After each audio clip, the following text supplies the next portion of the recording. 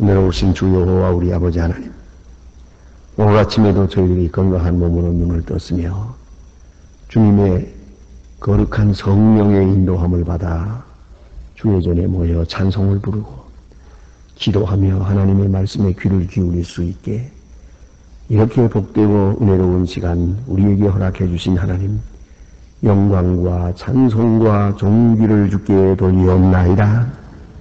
하나님이여, 우리는 아무것도 모르고 세상을 살아갑니다. 그러나 여기까지 인도하신 하나님, 남은 생도 선한 길로 인도해 주실 줄로 믿습니다. 하나님 아버지, 약하기 그지없는 존재임을 알고 있습니다. 모를 뿐만 아니라 아른들 아무 속수무책입니다. 시시각각으로 많은 고통에 시달리고 있지만 주의 거룩한 인도함을 받아서 오늘이 있고 이 새벽이 있습니다. 우리가 무엇으로 세계를 도울 수 있으며 우리가 무엇으로 이 모든 문제를 해결할 수 있겠습니까?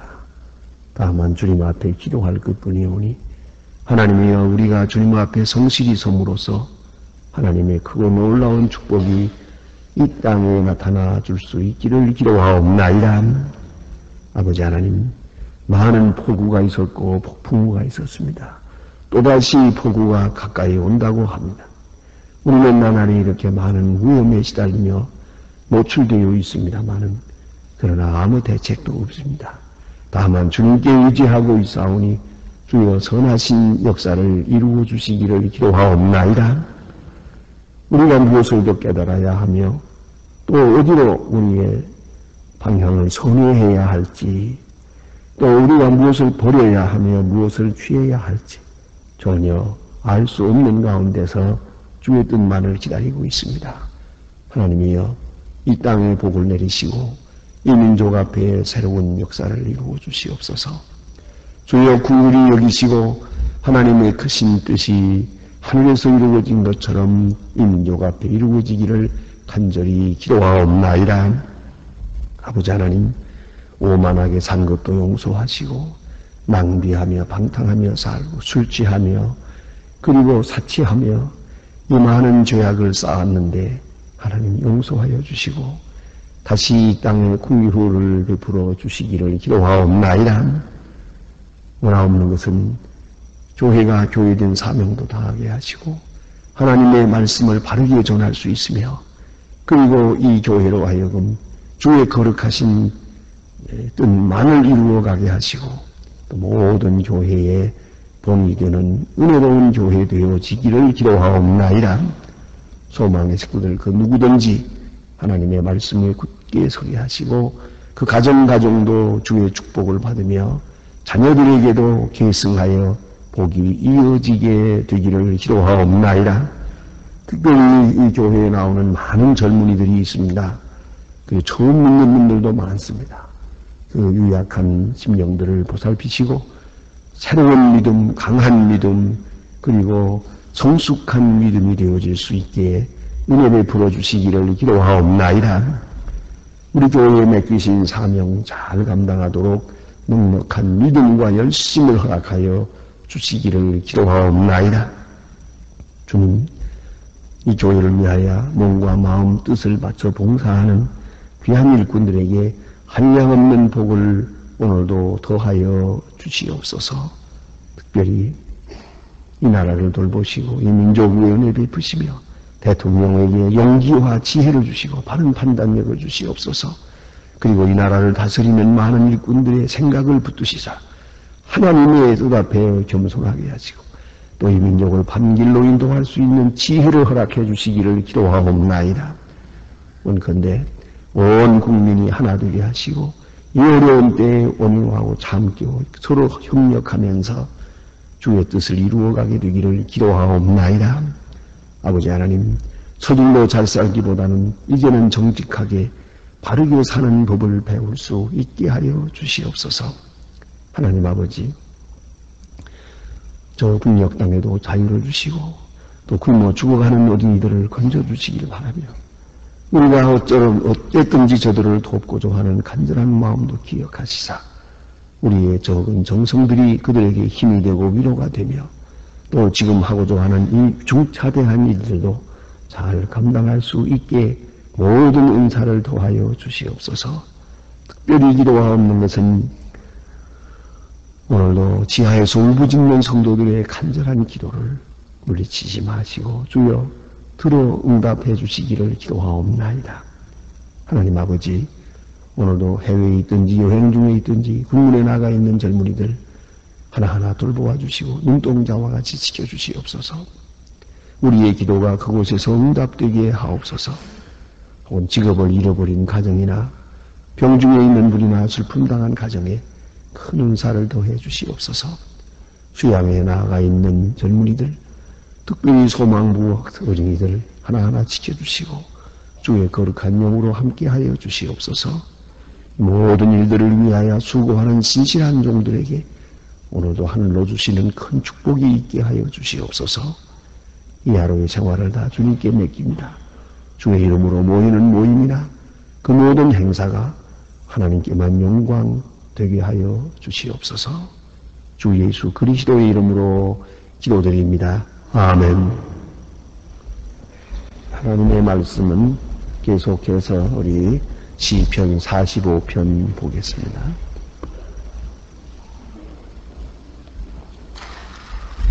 시편 45편 1절로부터 오늘 끝절까지 보게 되겠습니다. 시편 45편 1절로 20절입니다. 다 같이 한 목소리로 봉독하시겠습니다. 만민들아 일어나라.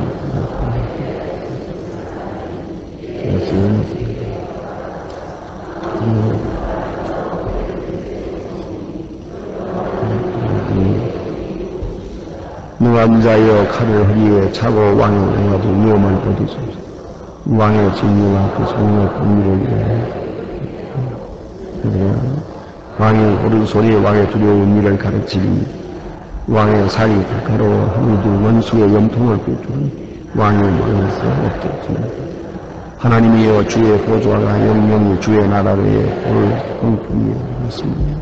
왕의 정의와 사랑하고 왕의 풍 그러므로 하나님의 왕의 하나님의 즐거움을 기쁨으로 왕위에 부어 왕의 동료보다 성하게 하셨나이.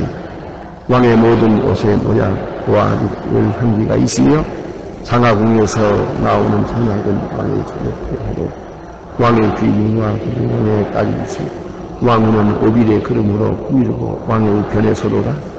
딸이여 듣고 생각하고 귀를 기울이 내 백성과 아비의 지을 이루어지어다. 그리하면 왕이 너와 너의 아름다움을 사모할지라 너의 너에게 주시니 너는 주를 존대할지. 프로의 딸이의 예물을 드리고 왕의 구하니 나도 너에게 은혜를 구하리고 왕의 딸이 궁에서 모든 영화를 누리니 그 옷은 금으로 수놓고 수많은 옷이 저희야 왕께로 지종하는 의무를 주고 왕께 입고 이어갈 것이다.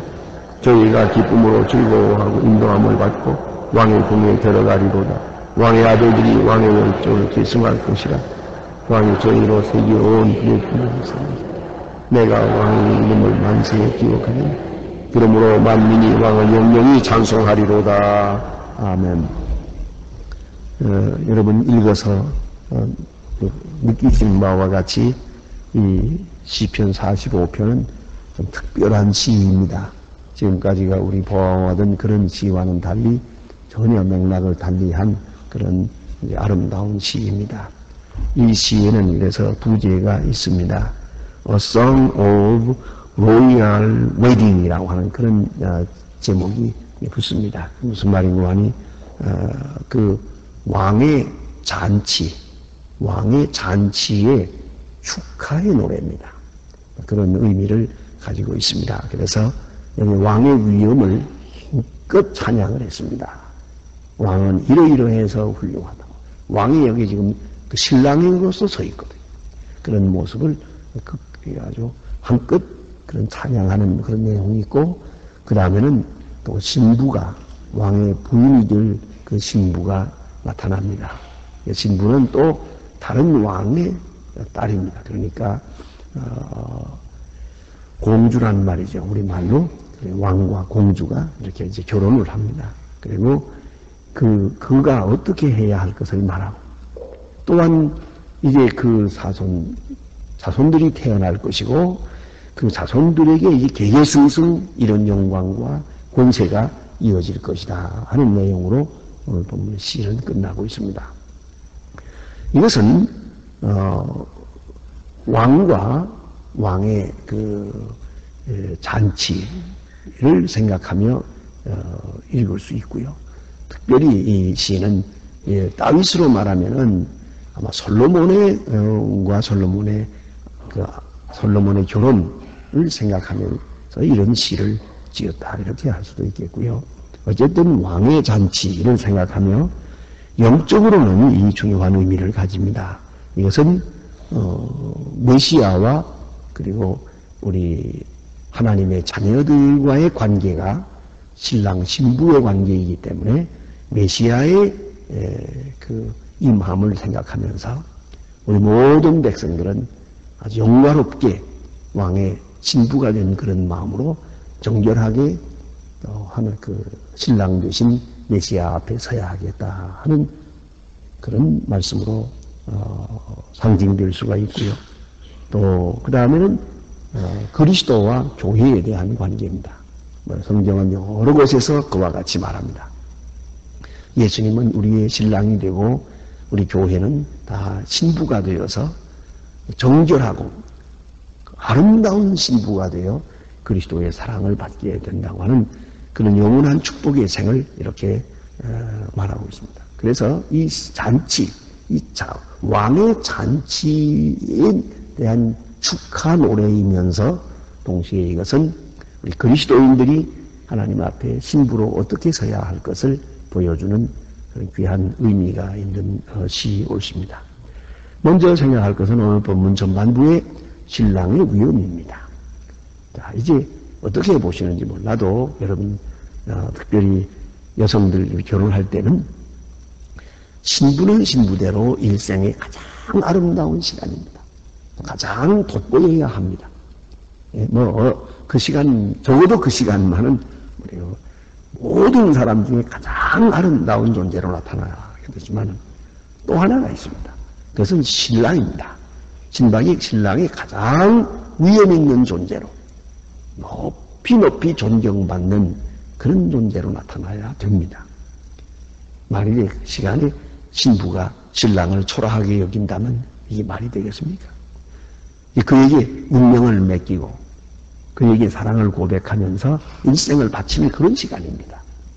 그런 거로 이 신랑이 가장 돋보이고 높이 보이는 그런 시간이어야 한다는 것입니다. 그래서 여기 신랑의 모습을 그렇게 말하고 있습니다. 왕은 모든 인생보다 아름답고 은혜를 입술에 머금으니 해서요. 아름답고 은혜를 머금은 그런 높은 영화로운 존재로 그렇게 보여지게 되고 또 왕은 진리와 온유와 공의를 위하여 위엄 있게 타고 승전하소서. 그래서요. 이것이 위엄이 없어요. 위엄 있게. 디그니티, 로얄 디그니티입니다. 모든 사람이 중심으로 존경하는 높이 위대함을 찬양하는 그런 모습으로 이제 보여지고 그렇게 나타나야 한다는 것이옵시다.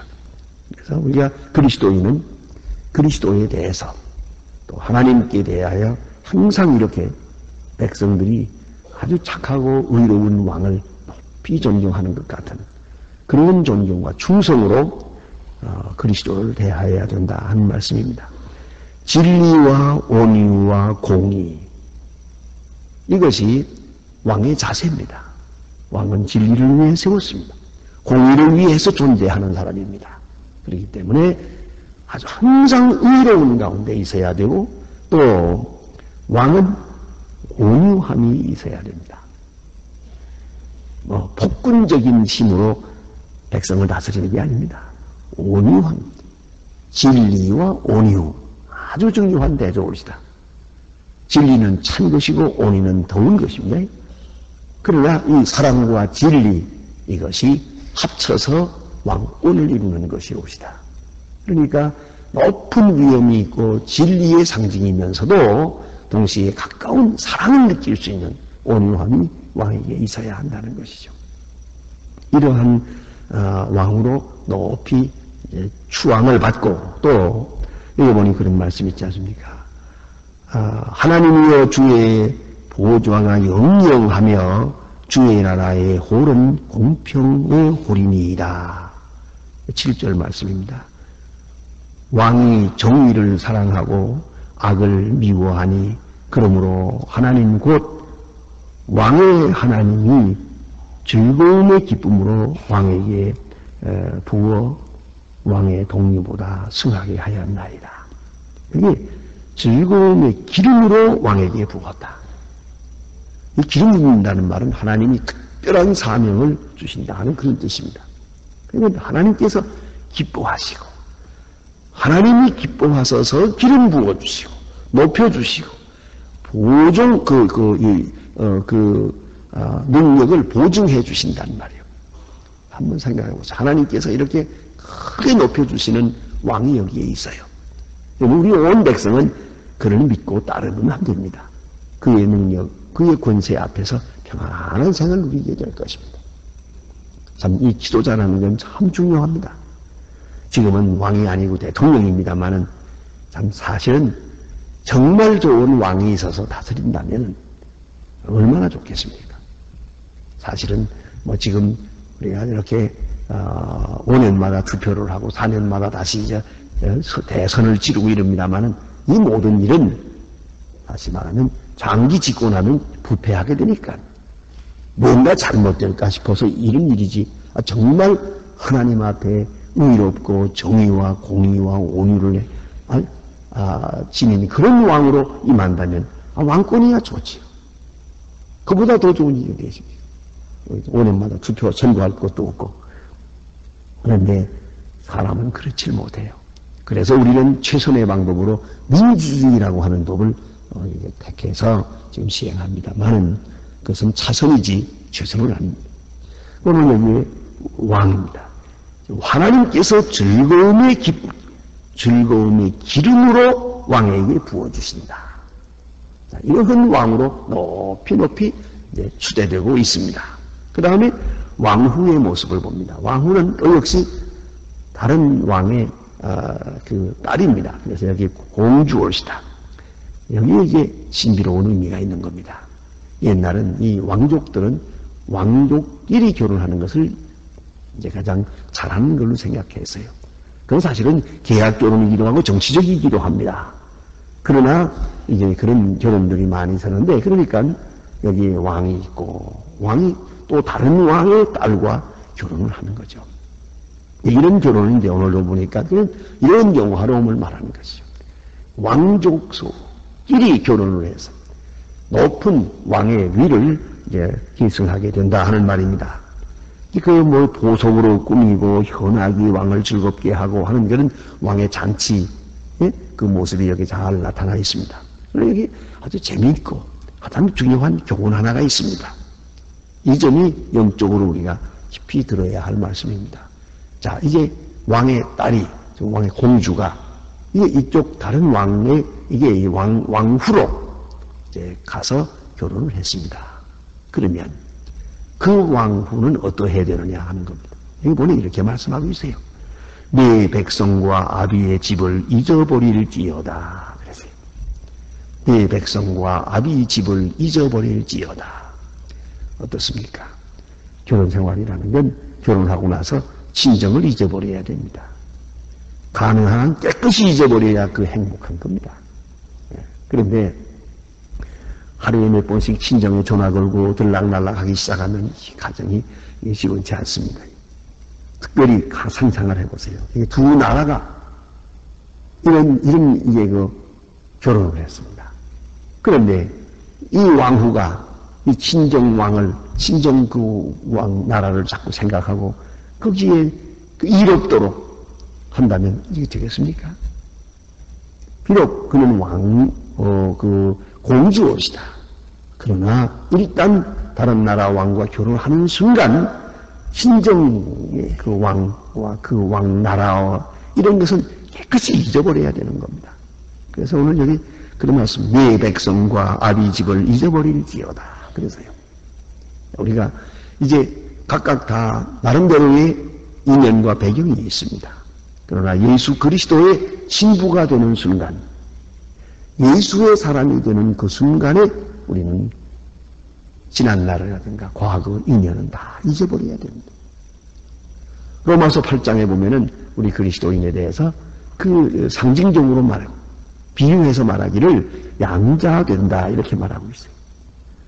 양자가 될 때는 전에 있었던 자기를 낳아준 부모님 깨끗이 잊어버려야 되는 겁니다.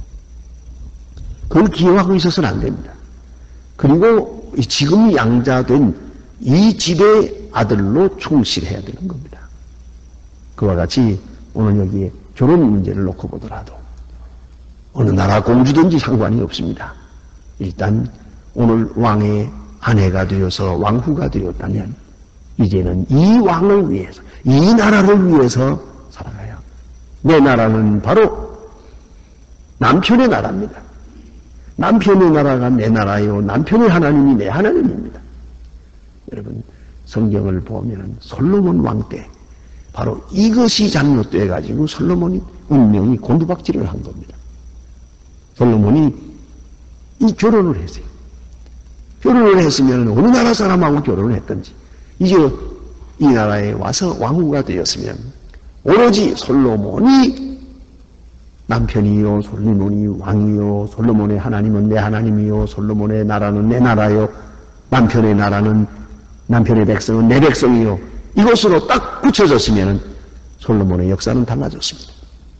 그런데 솔로몬 한데 와서 살면서도 솔로몬에게 몸을 바치고 일생을 바친 것 같으나 생각은 딴 데 있고 그들은 자기가 고향에서 섬기던 우상을 섬겼단 말이에요.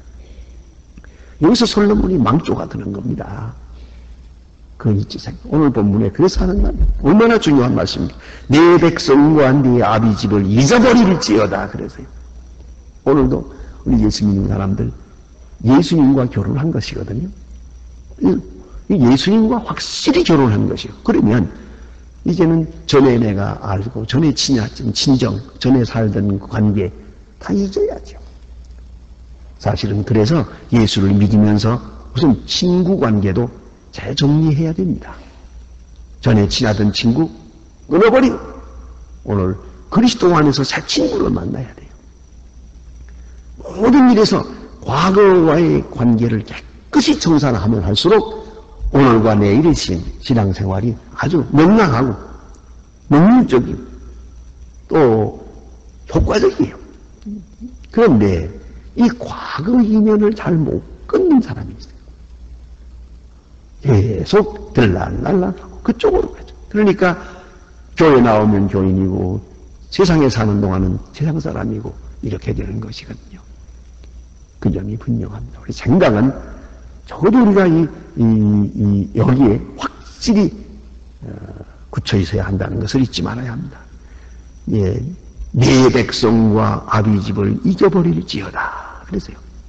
이게 왕의 딸에게 주는 명령이요, 아주 원칙적인 교훈이옵시다. 그래서 여기 보니까 두로의 딸이 예물을 드리고 왕의 백성 중에 부한 자로 내게 은혜를 구하리로다. 이건 왕후에게 주어진 영광이에요. 그런데 두로의 딸들이 와서 백성 중에 부한 자도 와서 내게 은혜를 구하리로다. 자, 예물을 드리면서 구하는데 여기서 왕후가 예물을 받았으면 됐죠.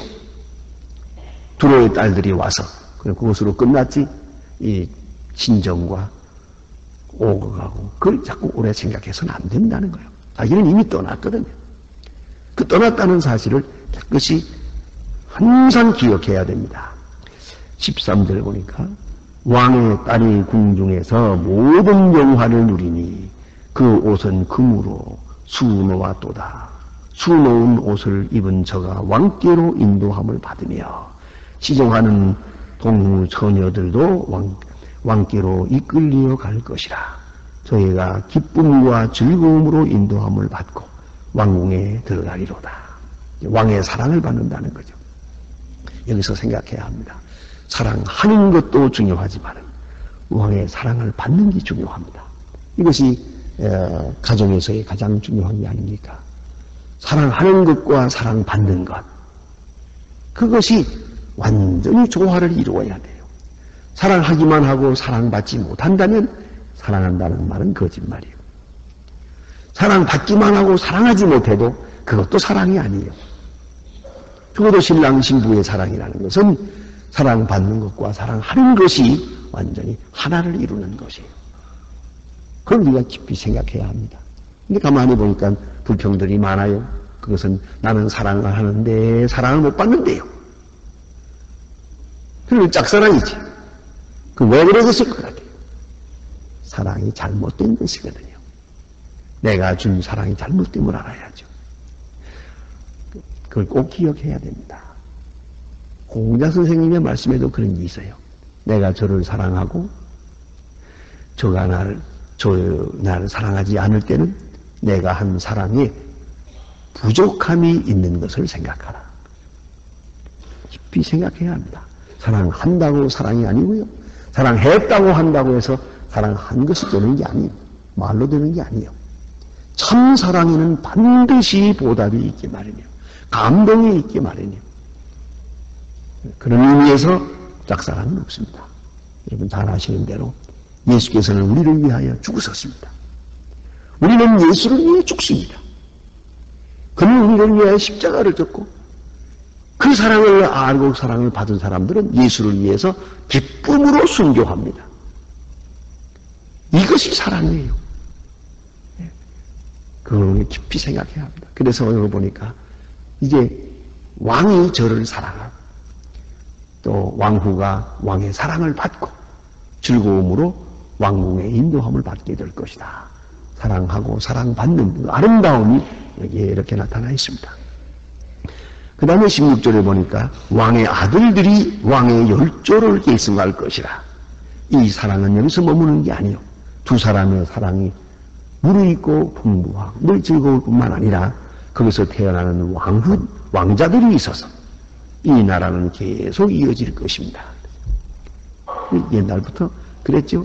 결혼할 때 축사하게 되면은 부귀다남하고 뭐 그랬어요. 결혼하는 그 순간에 자식 많이 낳으라는 복을 주었어요. 그랬잖아요. 오늘 여기에도 왕의 잔치에 여기 보니까 왕의 아들들이 왕을 계승할 것이요 하는 말을 합니다. 이렇게 이 두 사람의 사랑이라는 것은 그런 의미에서 생산적이에요. 그걸 생각해야 합니다. 오늘 우리가 그리스도와 우리와의 관계가 신랑 신부의 아름다운 사랑처럼 완전한 사랑으로 특별히 왕과 왕후의 사랑과 같은 그런 높은 의미의 사랑을 우리가 깨닫고 또 그 사랑 앞에 충실해야 할 것입니다. 기도하십니다.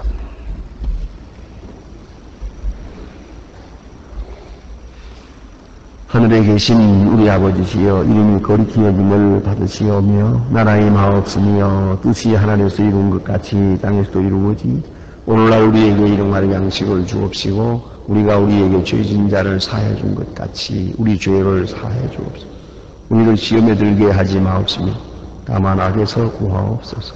내 나라와 권세와 영광이 아버지께 영원히 있사옵나이다. 아멘.